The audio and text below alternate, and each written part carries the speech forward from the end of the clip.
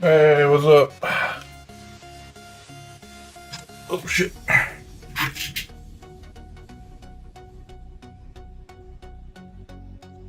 What is going on? Let's see. Wishing since you play Infinity.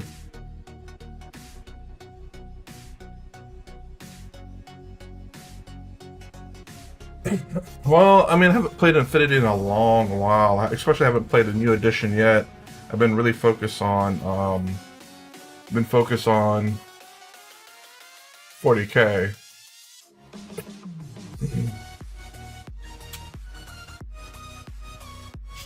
What do you mean by what's LGS stand for? Your local leagues?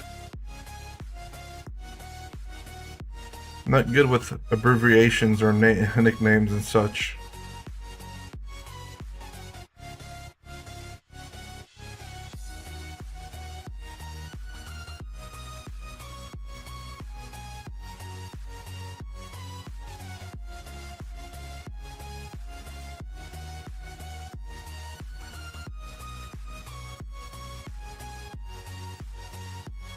So, man, it's been a while since I played Infinity.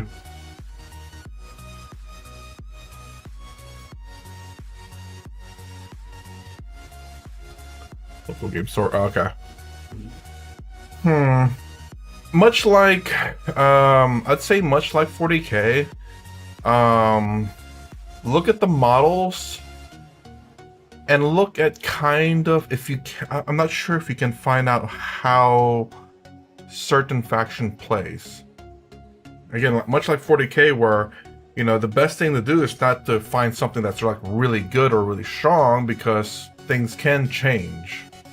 And also, it's best to, and when things change, you want to still like your army.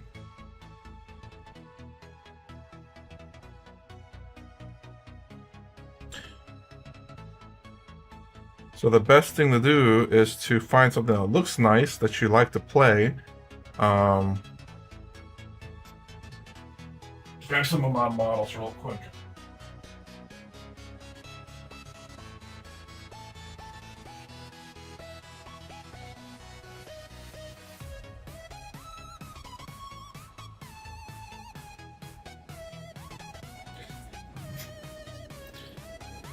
So there are kind of certain models that are locked to specific factions. A lot of the models in Infinity are kind of like how do I say, they can be used in other factions. So for example, this model, which I do not like the way it looks, is very specific to the damn, what the hell's my faction? It's been a minute since I played. O12. This is the something Prime, and I haven't played Infinity in a long while, but this is something that's pretty unique to my faction, in particular 012. This is called like the Wrecking. It's a tag. Tag is like tactical armor gear, where it's like a big machine, either remotely controlled or a person in it. This is not a tag. This is actually a person in heavy armor. What's the coolest? And aliens. So I think 15 models is the most that you can have. Here's the here's a tag that this is another tag. Let's see if you can see. A little bit bigger, and this one's I think more specific too. So while this is in my faction 012, there is sub factions in 012 where this is the Starmada faction of 012, the sub faction, kind of like Space Marines, Ultramarines, you know, Salamanders, etc. This one is more specific to the Star Bureau, Starmada. I forgot what the sub-faction is. Yeah, it really does. And this is pure pewter, by the way, so it's all metal heavy. I had to use my little trick to kind of glue it together so it doesn't fall apart. And he is primed. I think he's primed. Maybe he's not primed. I don't remember if I primed him or not. Because the prime I have is kind of silverish. Maybe he is not primed. No, he is primed, actually. He is primed. Yeah, you can kind of see where I missed some spots. It's a little bit yellowish pewter, where silver is primed. But I might have to prime him again, just to make sure I hit up all the spots. But yes, he does look cool. He's like a really cool looking tag, as they call it. I know I didn't pin. No pinning. You kind of see there's a little gap right there. Although that's highly recommended, though. I've heard even in the past with 40k stuff that pinning is really good. And here's another. These two are considered like heavy infantry. So this is kind of the color scheme I wanted to go with. Actually, let me get a little bit closer. I kind of stopped painting. I don't know why. I want to get back to it though, for sure. I want to finish them up since there's not necessarily a lot of models.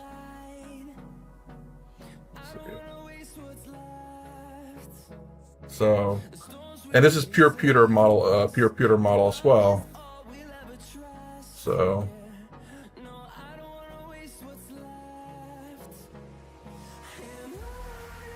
can't remember if I varnished this guy or not. I think I did. His eyes are kind of, you see, yeah, I did yellow in his eyes, but you can't really see it because it's a little bit too dark still. But you can see it a little bit on the other side.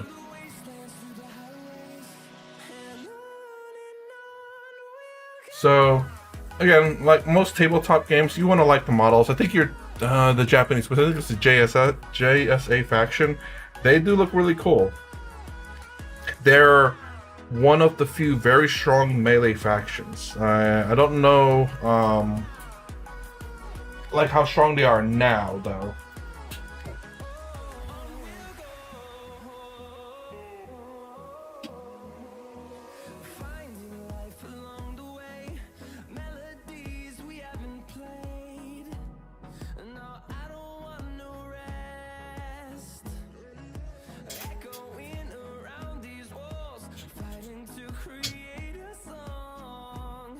So,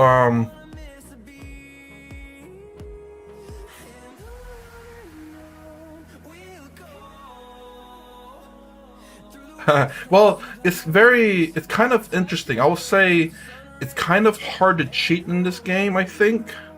I can't remember how the rules changed in this new edition, because in this edition, or should I say, in terms of dice roll, you want to roll the highest dice. Is it the highest dice? Is it the lowest dice? You want to roll the lowest. You want the lowest number, but as high as possible. I think that's the way I phrase it. You want to roll the lowest number as high as possible. If that makes any sense. So rolling 20 all the time. Oh, yeah, you roll d20s, by the way. You only need six of d20s. At least that's what they, whenever you buy like official dice for that game, it's only 6 d20s.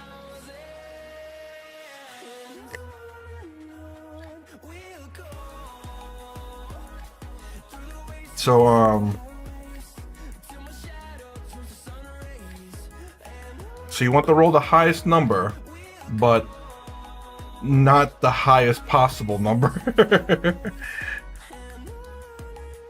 So the lowest high possible number you can roll. Again, doesn't quite make sense.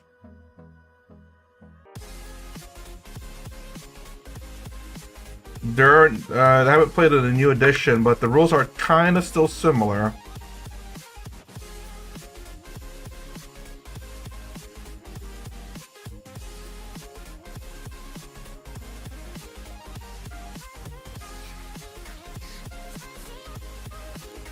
So I guess to kind of explain the rule a little bit.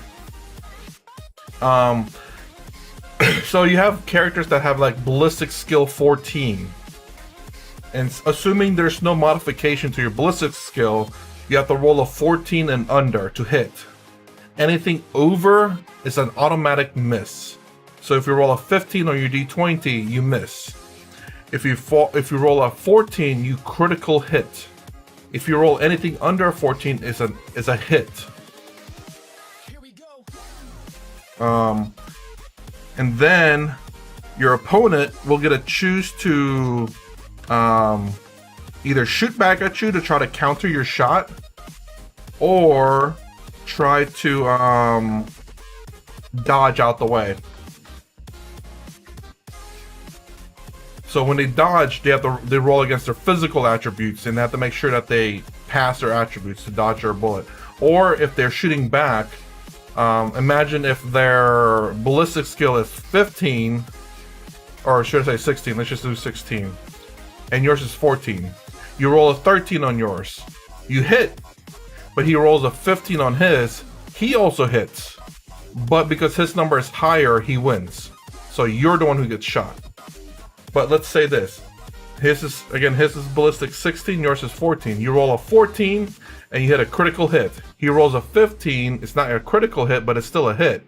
But you win because yours is a critical hit, even though his number is higher.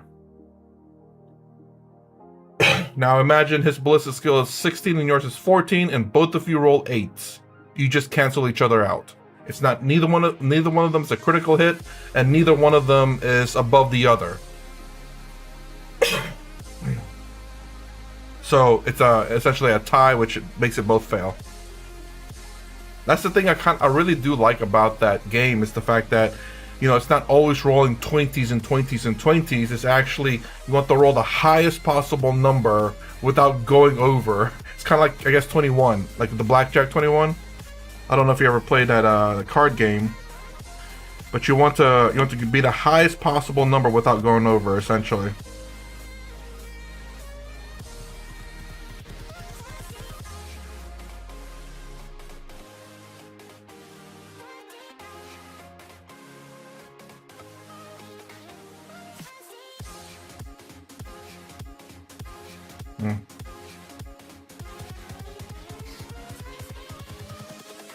Invincible.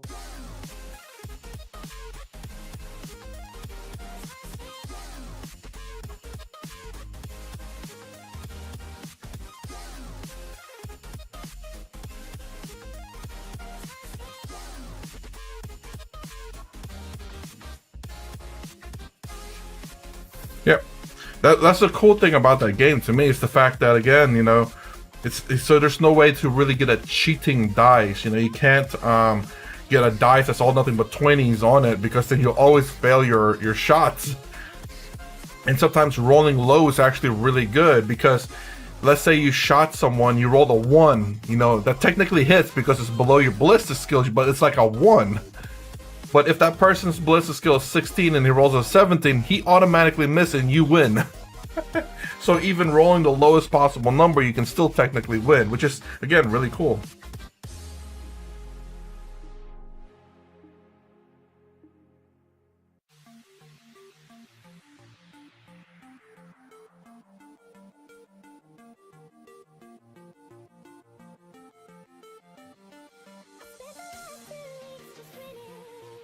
You know, whenever I played again, I remember rolling a 1. It's like, oh man, I rolled a 1.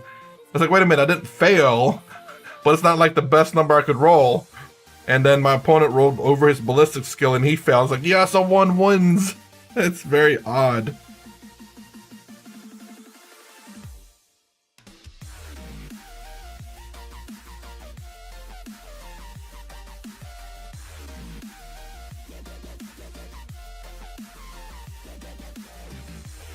So it's a pretty neat game, I will say.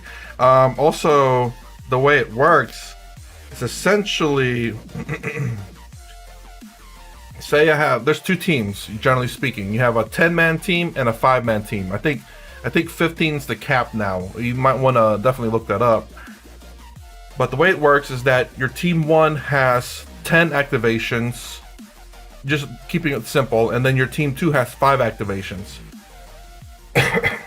And the way you do is you use an activation to move, say, let's just say I have these. Let's say, you know what we'll do team 2 since I have enough models for that. Right? So you have this team right here.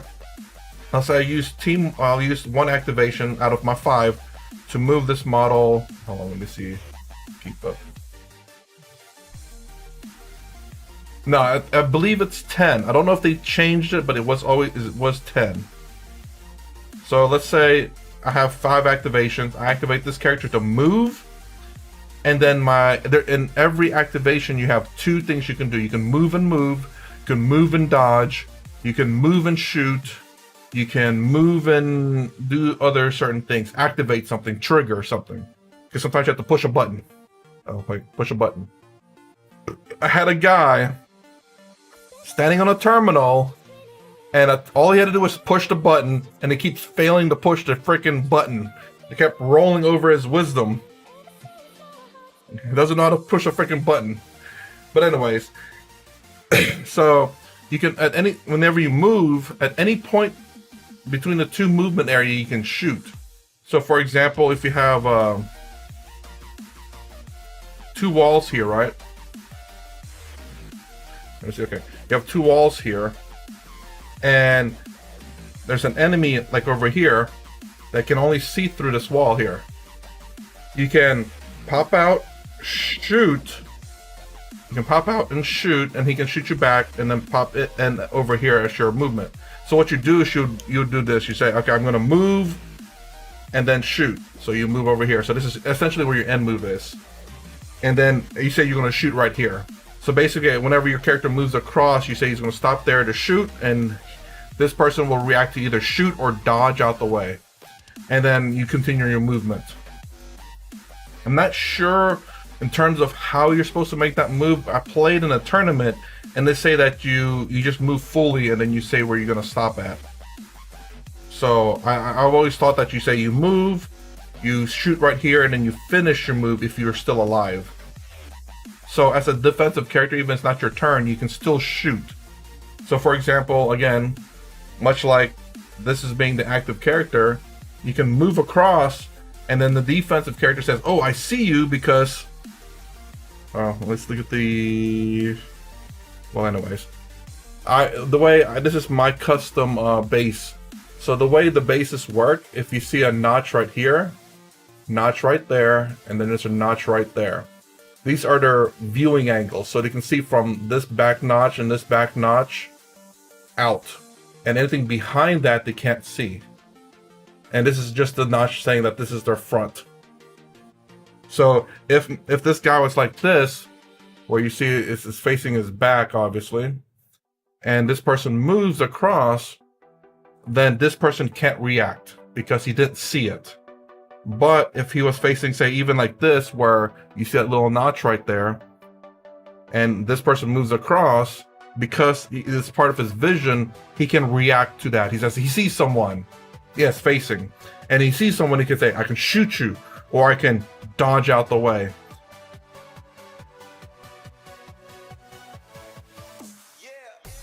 So anyways, let me continue with the 5 characters here, right? So you have 5 characters here, you have 5 activations. So you can say, I'm gonna move and shoot, and then that's my first activation. Then I'm gonna move and shoot, that's second activation. I'm gonna move over here and shoot, that's my third activation.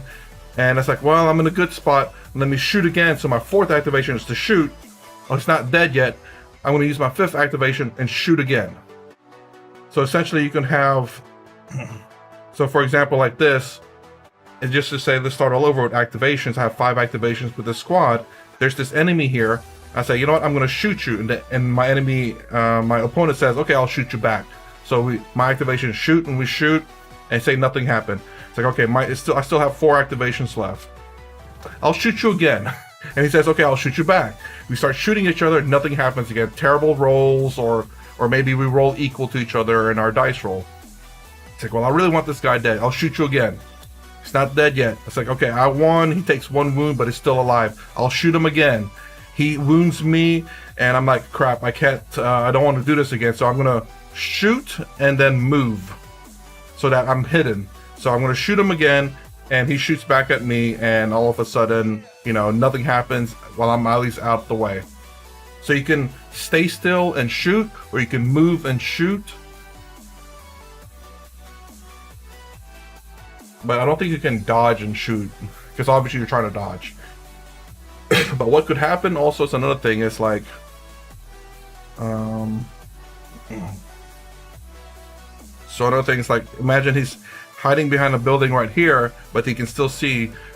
I say at my activation, I'm going to shoot him, my first activation. And he says, okay, I'll shoot you back. We shoot each other, but I win and wound him. It's like, oh crap, this guy's, I want to keep, my opponent says he wants to keep this guy alive. I say, no, I'm going to kill you, so I'm going to shoot you again. I'm going to stay still and shoot. He's going to say, I'm going to dodge. So I try to shoot him. If I hit, I will hit. But he has to roll his dodge dice. So basically he has to roll his physical trait or under. If he succeeds, he automatically dodges my shot, and then he'll move 2 inches. Now I can't see him. But I'll say, okay, my third activation, I'm gonna move and shoot. So you can kind of see him right here. And he says that he's gonna dodge, because he's trying to keep this guy alive. Let's say there's another wall like right there, right? Just for the purposes of cover and stuff. Or let's do it like this. So I'm gonna say, I'm gonna move and shoot. He's gonna say, well, I'm gonna dodge. So again, we roll off to see who wins. And then he dodges again, and he keeps running away. I say, well, I'm gonna move this way and shoot you. So I'm constantly chasing him and shooting him. And he just moves right there in the middle. So, you know, you get the idea of how it works. But that's kind of the cool thing about Infinity 2, is the actions that you do.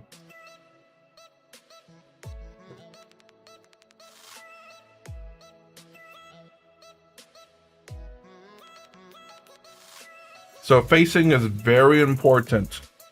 But I will say this though, let me go grab an official model, and I'll show you something really stupid. Where is he at?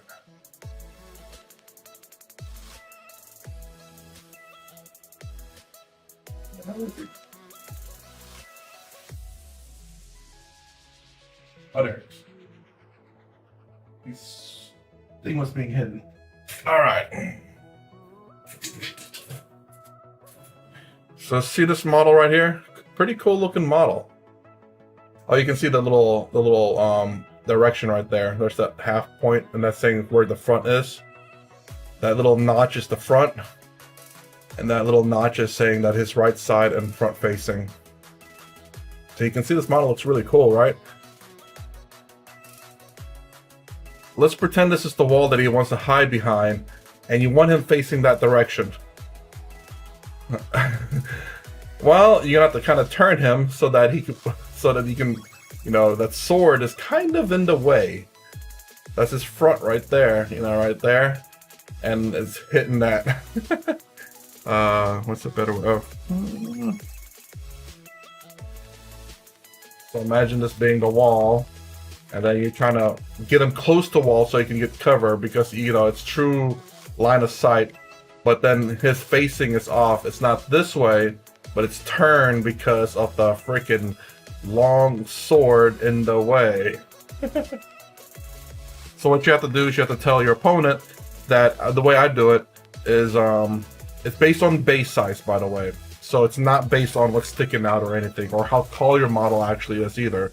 So what I do is I face them 180 degrees backwards, so that on the other way is his front facing. This way, that way, and same with the other side.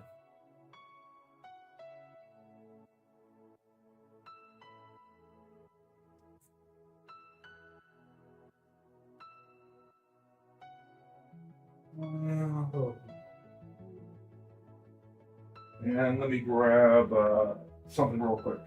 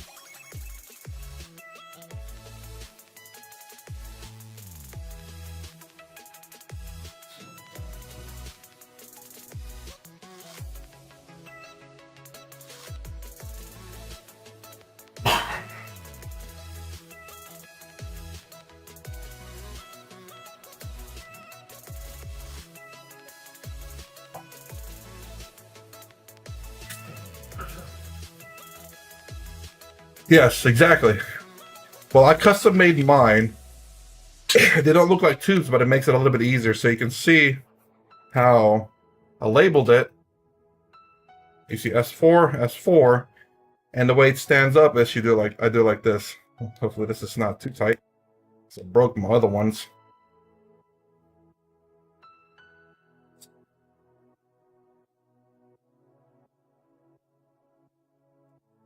I think I made this a little bit too tight. So you're supposed to, for me, need to loosen it up a little bit.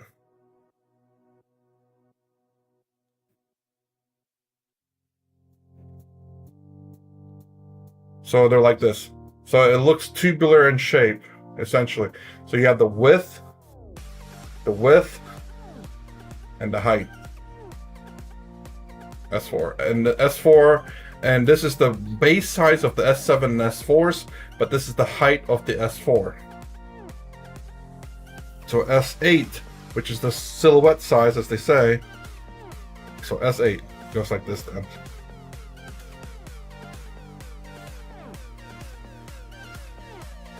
Oops, hold on. Clean that out.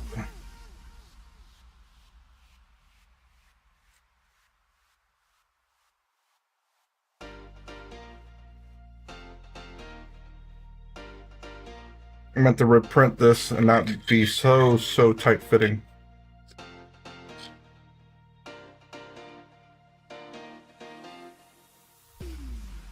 I guess. Yeah, so basically it makes it a lot easier, more flat to transport, and all you do is just swap out the thing. So this is only S8 base, no other bases like this. And this is actually, it's not meant to be, when you're facing the person, you want to face the broad side of it, of course. I don't have, for some odd reason, I don't have the S7. Again, I've been meaning to print this stuff back out because they're a little bit too tight fitting. Oh, hold on, here's another thing that I custom made. I'll be right back.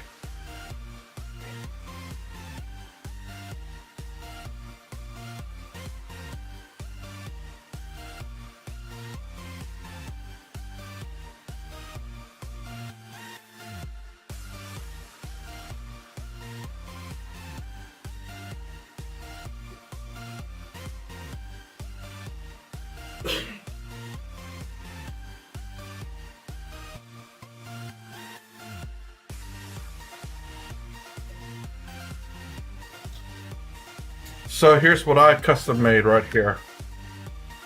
This thing. So it's kind of, it's a little bit, you see all those?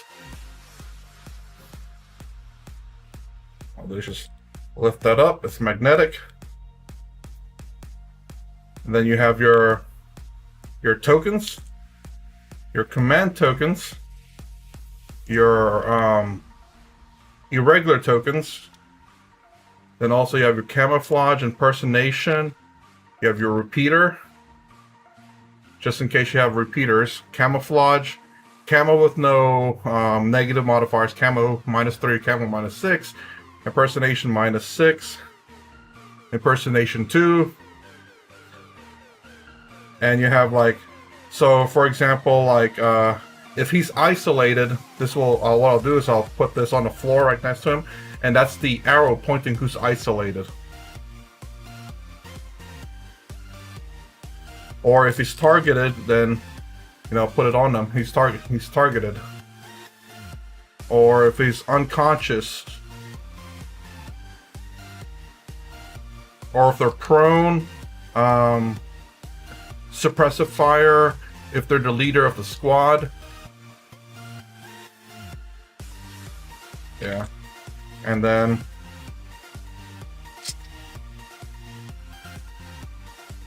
so it all stays in there. Magnets on boom, and then it won't fall out.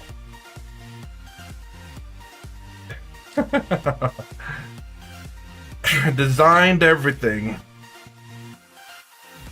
Pretty long because I mean, Infinity has quite the a lot of like status effect and stuff, and like things that you have to make sure you make note of and stuff.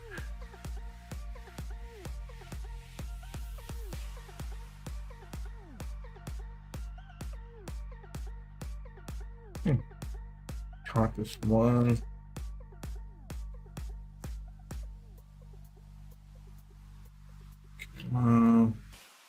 Yeah, so I think 1, 2, yeah, these are 5 command tokens, and 5, 10, 15, which is the most you'll generally ever have. You'll always have 1 man of 10. You always want that to be full because you get 10 activations on 1 squad. And in the game, if one of your guys die in the main squad, you can use a command point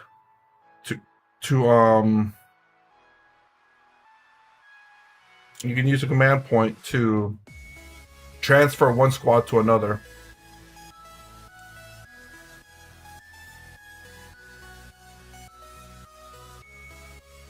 This is super tight. There we go. Meant for easy travel and removal, so that it's all flat and it's not like, you know, like a big tube. I still have all my STLs that I made of this. But I gotta redesign it. That's a little too tight fit. I'm trying to remove this. Whew, this bottom one. Try not to break it either. I think I could shave it down a little bit to make it a little bit easier to fit, so that. Oh, jeez. Okay. This bottom one's a stubborn one. Whew.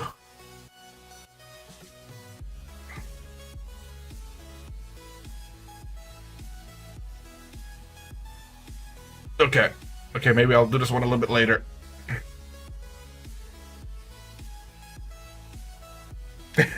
That one's stuck. I definitely have to shave that one down, but I'm gonna go put this back up.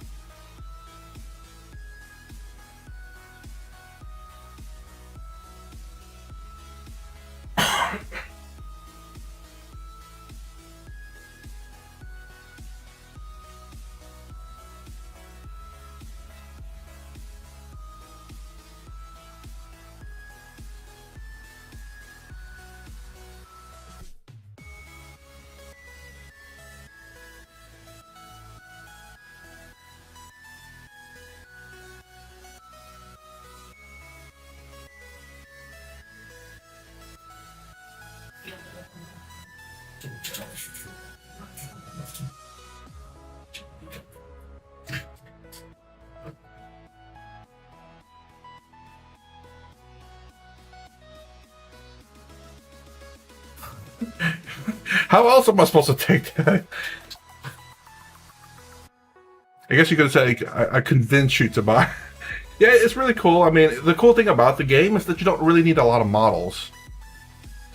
And you don't even have to be like highly offensive in that game. And what I mean by that, you don't have to have a lot of killing machines. I remember my friend who plays like a very killy army, and I slowed them down so much because of all my hackers. I had, you saw the repeater things? I'd put down a repeater right here, and whenever he gets close enough to the repeater, I had 4 hackers trying to hack him. And to the point where he was, his machine, because he's a heavy infantry, and heavy infantry, you will see like a US, let me see, let me grab it real quick. Let me show you. Where is it at? 012 Torchlight Brigade was my army. So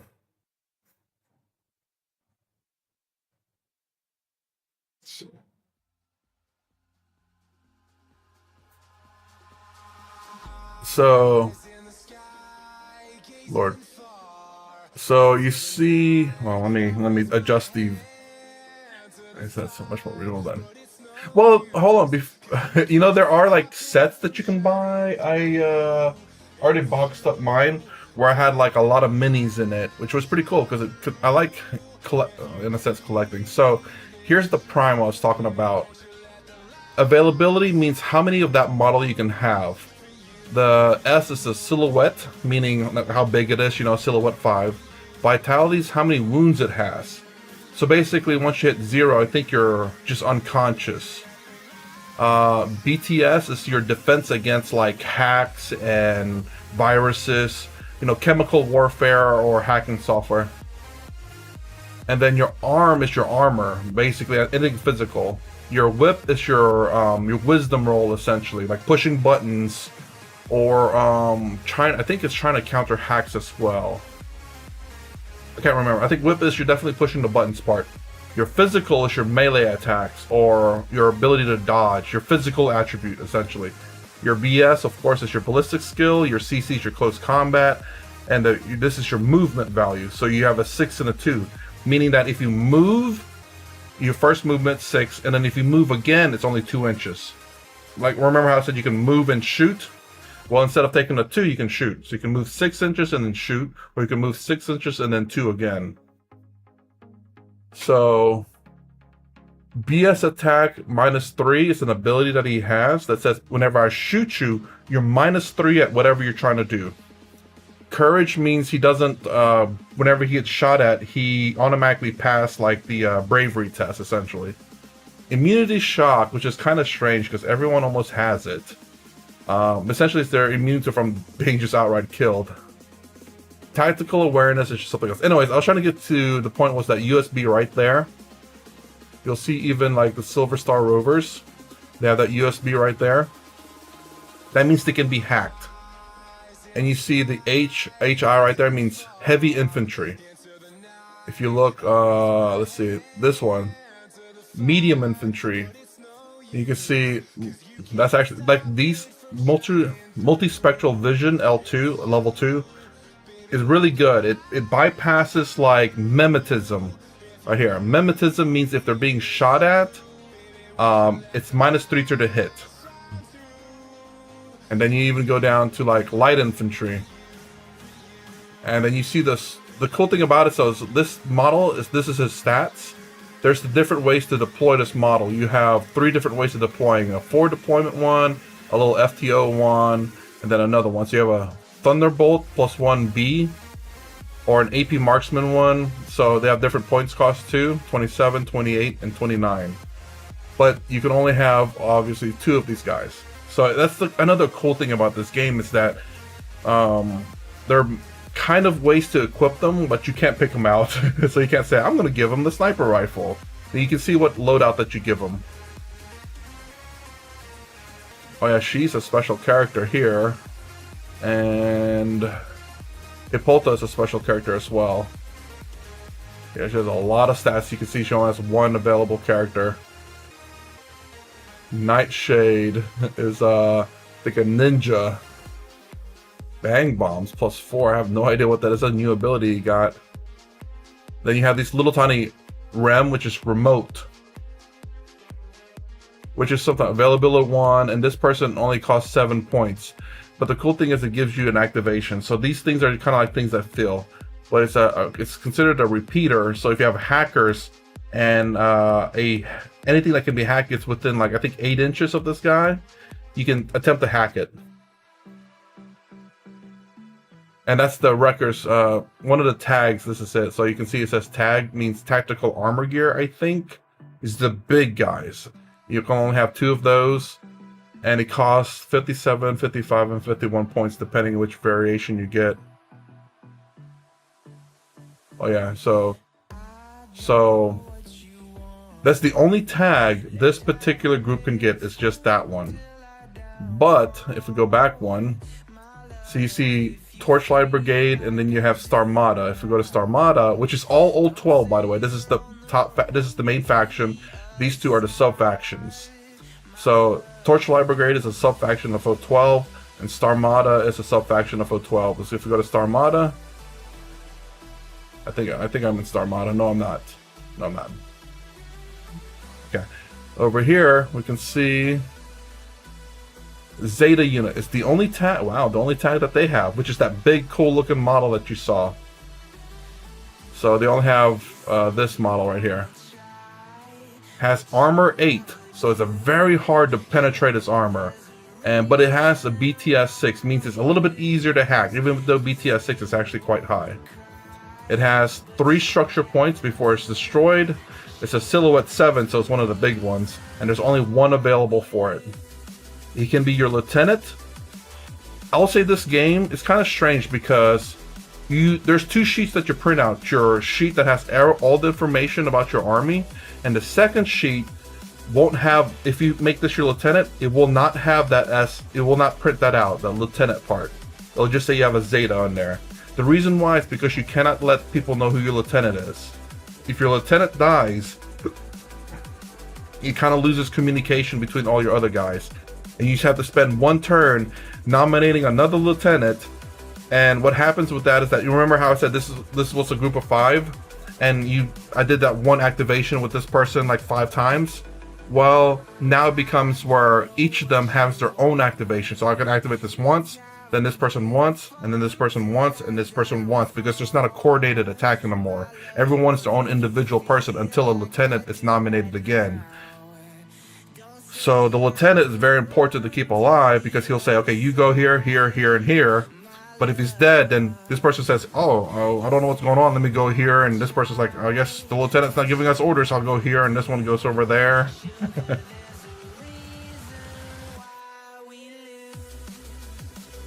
So yeah. But yeah, you kind of get the point.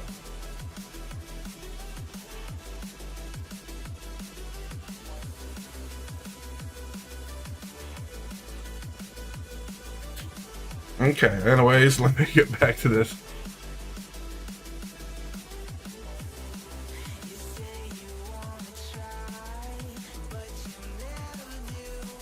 Hoping to paint this guy.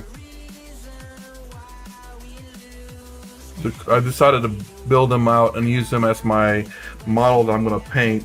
What I'm going to do is I'm going to glue this up first, though, because I played in a tournament, did fairly, I mean, I didn't do great, but I didn't do bad either. I got 9th place out of 22. So the top half. But I didn't score very high.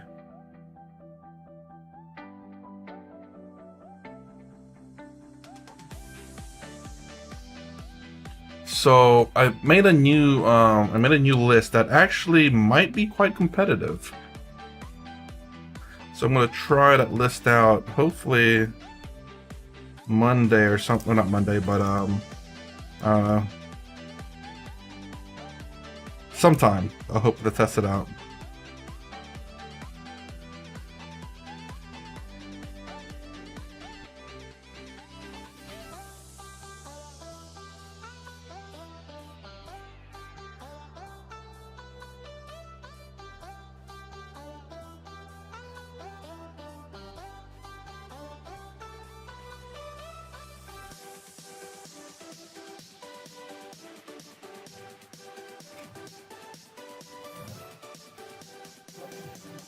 So what are you gonna paint the mask? What color?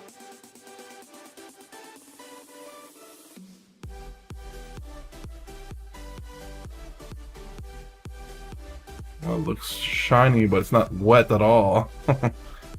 Just an odd way to dry, I guess.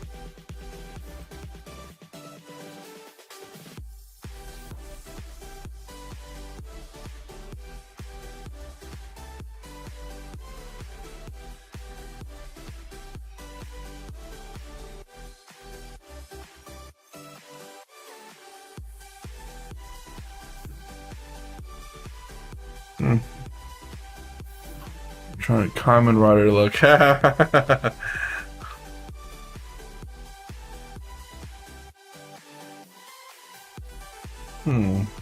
gotta look up these models. I don't think this goes in there.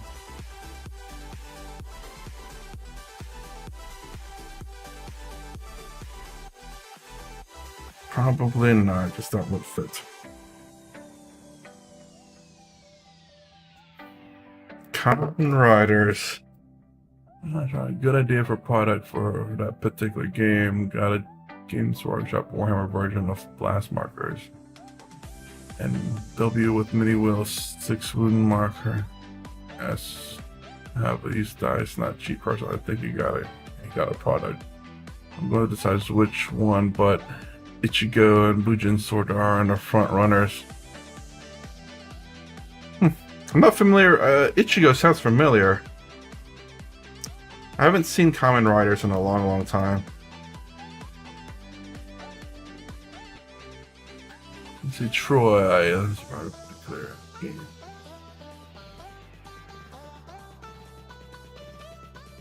For blast markers.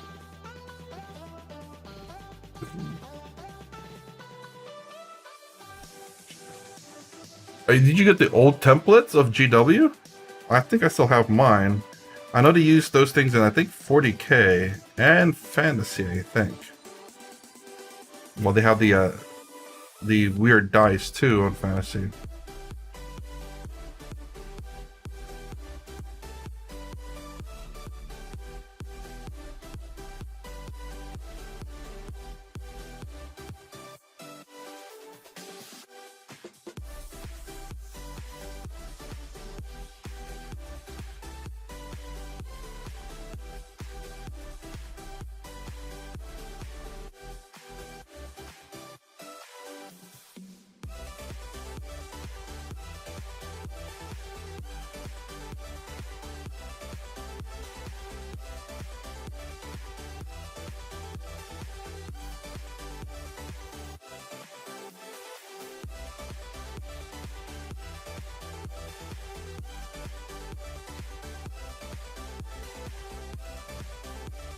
Ichigo is the very first series. Oh!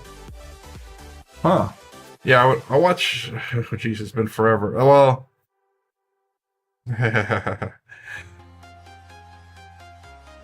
like the first, like, back in the day first, or the re-release?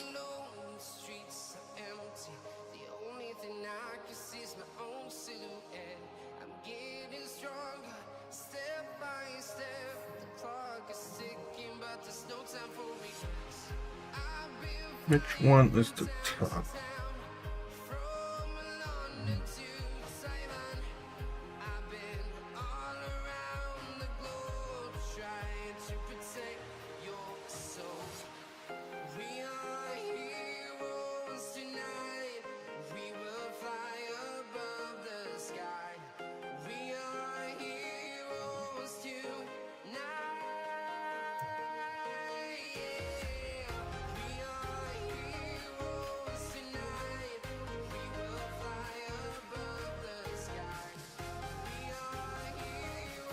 But I guess Shin Kamen Riders is also Ichigo, technically.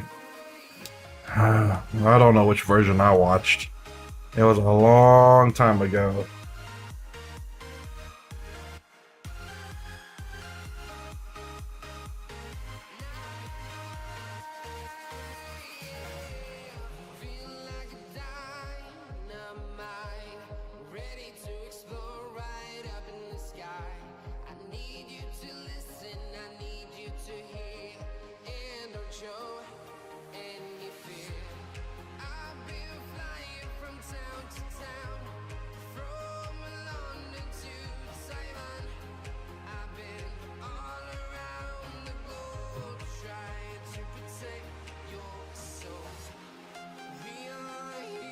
Sheena should a darker version. Huh. Is there a difference in their color then? Oops. I'm not really just painting today.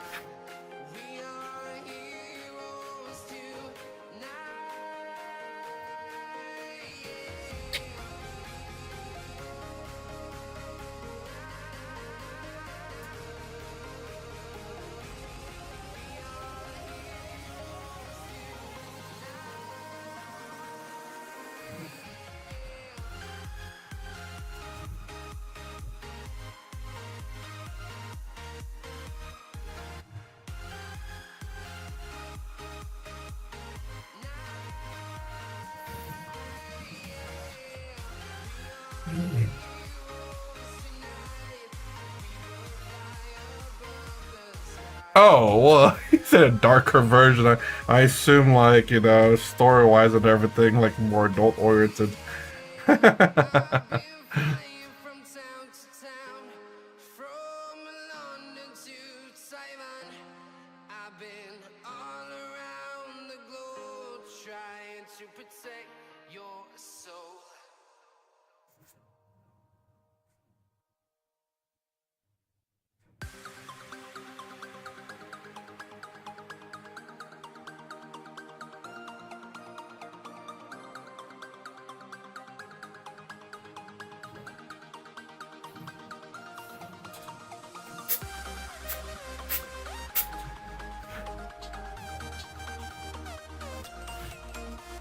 Oof.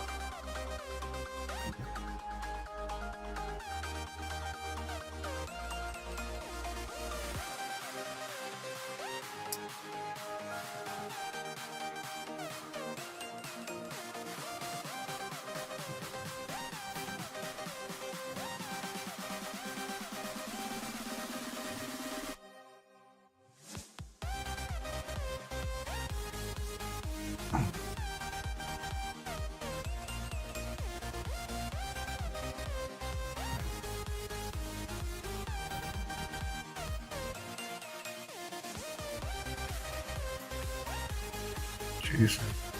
Stay.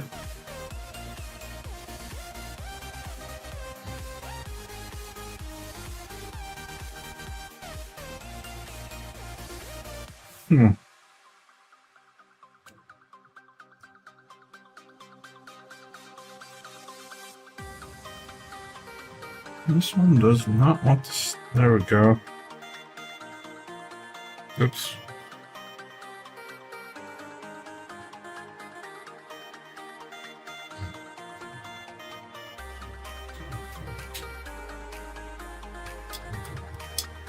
Ah.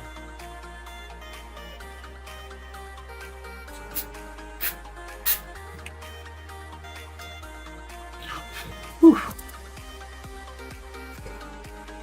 Getting another one of these guys because I thought of something with the Vanguard veteran squads.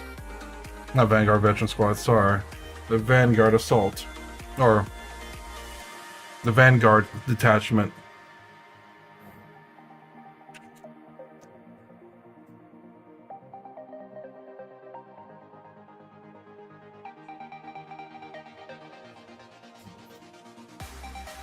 Well, I certainly hope you enjoy Infinity, man. It's quite a fun game and very unique. Definitely different, for sure.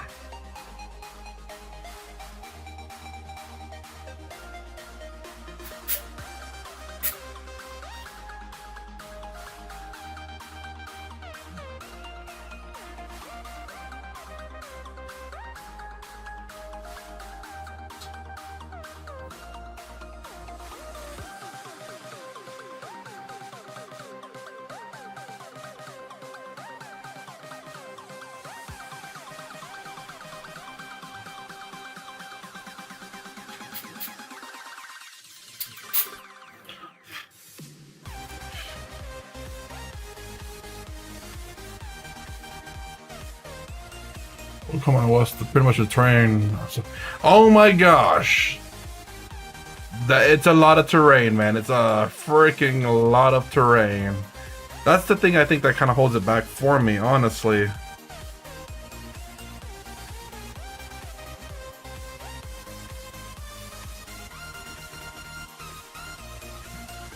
Kind of one of those things where I'm like, man, I don't know.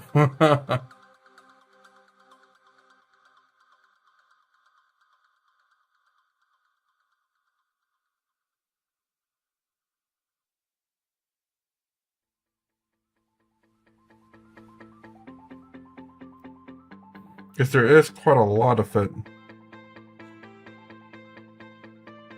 It's pretty neat, and they say melee's at a disadvantage. But I don't know, if you get into melee combat, you're really decent, which I think the JSA are. They can quite literally kill things, because you really want to have AP stuff, armor penetrating stuff, so that you can negate a lot of their armor. AP stuff just cuts their armor in half, and you want to stay by terrain so that you always get the +3 to armor for being a terrain, and AP doesn't remove that. But then you have the skill called Marksman, which removes removes the terrain armor. So there's a lot of counter stuff in the game for sure.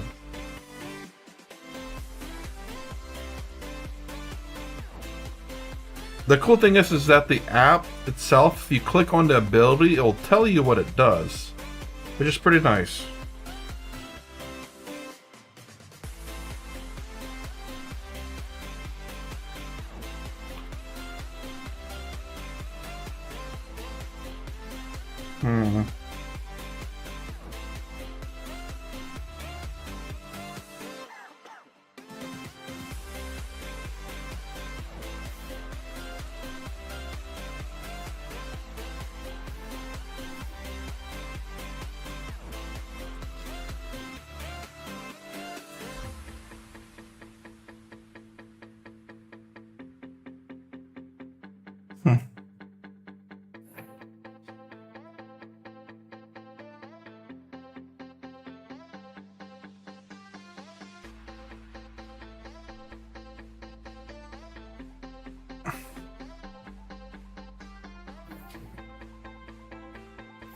Oh, I need to print out the base for this thing so I can stand it up.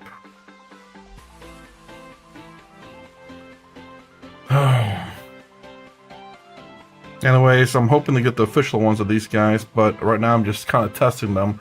I have one that removes cover and one that adds additional pip of AP against infantry models, which may work to my benefit soon. I have a really good idea for our army list, but it's kind of hard to fit it in. But anyways, I'm hoping maybe next time I'll be trying to but maybe get this guy started painting. I think this will be the model that I'll paint and submit in. I just need to get a Eldar so he's stepping on it. That is elevated. So anyways, I got a color right here. If you like my content, please consider subscribing, thumbs up, the sign below. Thanks for watching. I try to stream every Monday to Friday, starting around 4 to 4:30 a.m. Eastern Standard Time, and try to stream for at least an hour. I'm assembling a model, I'm painting Ultramarines, Tau, Infinity, MCP, all those things. So anyways, I'll see you in the next vid.